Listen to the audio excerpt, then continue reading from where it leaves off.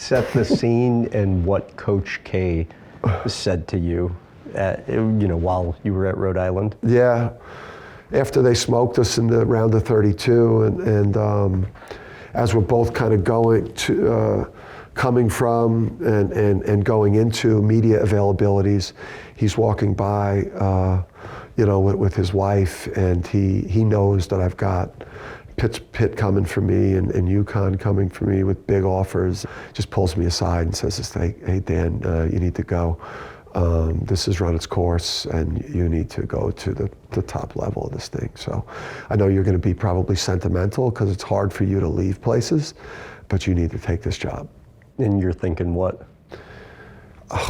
If I don't maybe have that moment with him, we might have stayed there, because people have no idea how close we came to not coming to UConn. Like, as that week went on. Tried to go back when you got here. Tried to go back.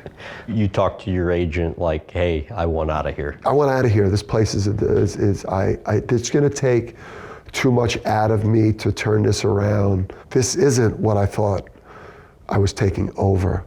And I threatened to fire him because he didn't tell me that it was this bad. I called up, I went through my checklist of people to complain to, and he explained the buyout.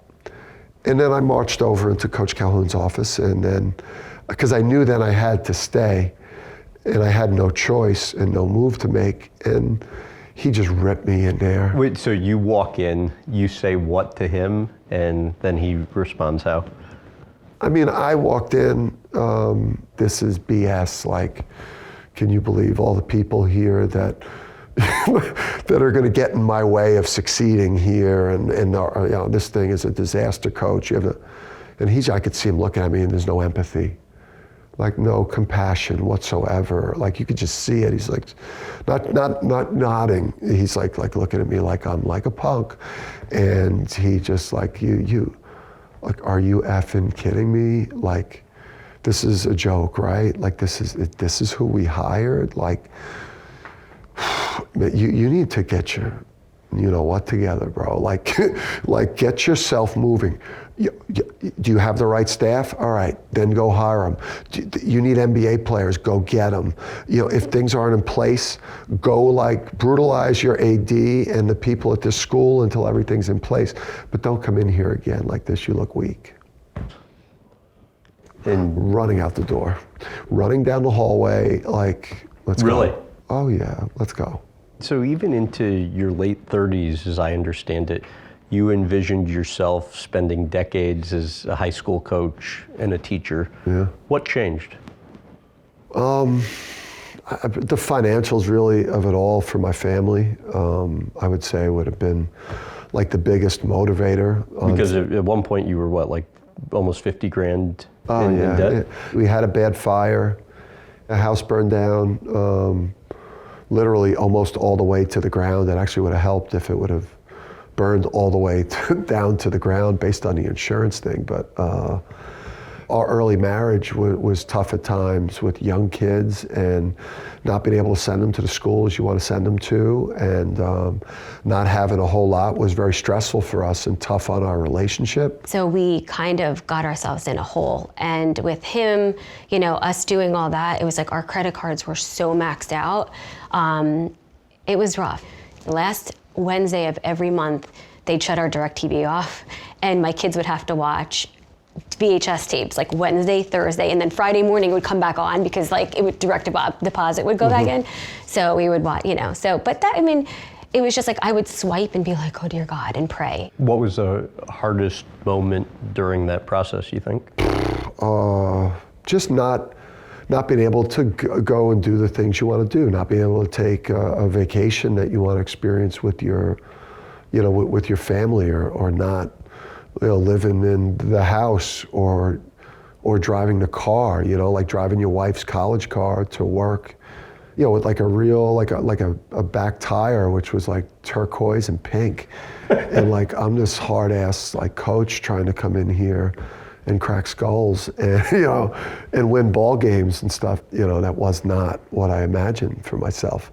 So yeah, that financial piece, but then also too the competitive piece too, because college coaches were coming into my gym to recruit my players, people that were way ahead of me in the profession, but I felt like I was as good or better coach than a lot of those people that were making a lot more money and coaching at a much higher level.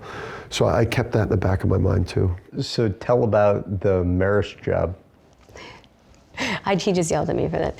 Okay, so he was a high school coach, and he said, I just want you to know, I threw my name into a hat for a college job. And then he got a call, and he's like, I got the job. You know, we had paid our dues. We had coached high school for 7 years, and this was our opportunity. This was, this was like 5X, 8X what we were making. Press conference on Monday, let's go. And I woke her up at 5 a.m. just to get her in the shower and get her looking good to meet the people. And she just started crying. I'm too nervous. I don't want to do this. And he was like, we have to go. They're waiting for us. And he was like pulling me out with the rug out the front door, and I wouldn't go. So we ended up turning down that job for 6 to 8 times the money. Would we have 2 championships if we went to Marist? Well, he said He said, we'll have 4. I know. No, we wouldn't. But, the timing wasn't right. And then he said, you're ruining his life. He's like, you're gonna ruin my life. And I was just like, come on. I'm like, and then I was nervous about that. But it all worked out. I just couldn't understand the reasoning at that point, just because, but she knew something. But anytime that we lose a game, I'll always, wherever I am coaching the job before, I'll say, or if I've turned down a job, like when I was at Rhodey and we turned down, I think maybe Rutgers a couple times, any game that we lost at Rhodey, she ruined my life because we should have took the Rutgers job. Everything is like that. Or anyone that told me to stay in the job, they're also a part of that. I will then remind them the day after I lose that they have ruined my life too. On the rare occasion you've lost, what will the wife yell at you to get you out of bed? I mean, she has strange, motivational tactics. It's nothing that you would see in any of the, it's like old school. It's not anything you'd see in leadership books in today's world. The game at Creighton this year where, we lose by a lot, and I'm fighting with fans, and social media is mad at me because I'm going like crazy Dan on the way out of the arena. You would think that next morning she'd tell me it's going to be okay. She's telling me, you're a lousy coach and you acted like a baby last night, and why don't you take out the garbage because you're no good at coaching. I just say to him, you're a glorified gym teacher. You go in, you coach games. If there was no basketball on the planet, everybody would still survive. You don't perform surgery, you don't save lives, which doesn't go over well, because he usually goes crazy and starts yelling at me and tells me how big basketball is. I mean, part of me is really pissed off because it couldn't be further from the truth. She still has no idea what I do and how complex this thing is. I mean, she thinks that everything is happening randomly here. That the players are just deciding to shoot. There's no habit building. There's no culture that you're fighting for, or a systematic way of doing things, or she has no idea what analytics are, or the difference between a three-pointer and a road game. She's a complete dope when it comes to this stuff. It works, yeah. Yeah, he always says, it's a Jersey girl, you don't know what you're looking at her. And I'm just like, okay. Well, I'm just telling you, get back on your horse. It's not that big of a deal. It's a game. Stupid game. If she knew a lot about basketball, we'd be divorced by now, or just in a very bad way.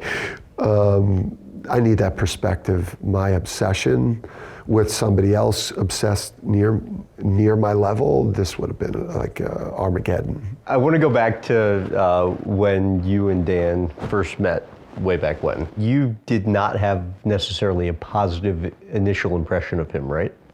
Well, I mean, he's a well-known athlete. I didn't go to many games, but I knew of him because My parents are from Jersey City, where he grew up, and my dad followed his dad's high school program, and so I did know of him, and I don't know, he was an athlete. He looked like he could be, a little bit of a jerk. When I was in college, I was a mess. When I met her, I was not functioning at a high level. I got him out of Seton Hall.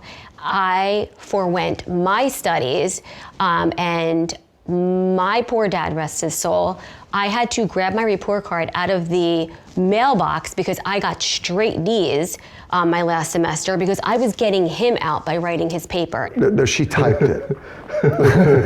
Where's the camera? She typed it. I don't want Seton Hall to take it back from me, but she typed it, and I think one of them, she dropped it off in the mailbox. Like, I drove up, and she went into the professor's mailbox and gave the 8-page paper in. The Avon, New Jersey boardwalk. Take me to the moment you give her a box. It was as romantic as I could do based on my abilities at the time of presenting this incredible opportunity to her to marry me at that state as I was preparing to teach driver's ed, sex ed, health, and phys ed at my old high school. I'm sure she saw this train was heading in the right direction. So, but I thought I presented the ring. I didn't know that you were supposed to ask her dad and her family for permission. Things like that were lost on me at that stage. I didn't learn that. She said you gave her a box and said, "You know what this is. Don't make me uncomfortable." That's not true. That was 1,000% accurate. Please. So I opened it up, and there it was. And then I was like, oh my God. And then a whole group of old people were coming down the boardwalk. So I was like, I just got engaged. And he's like, stop, let's go. Like, he was like, he didn't want us to So that was my story. I don't know if I got on a knee or not, but I asked Andrea, will you marry me? And I know that I almost fumbled it, and it almost fell within the crack and into the sand. So I know that happened, but the first part of it, I'm not sure that happened like that.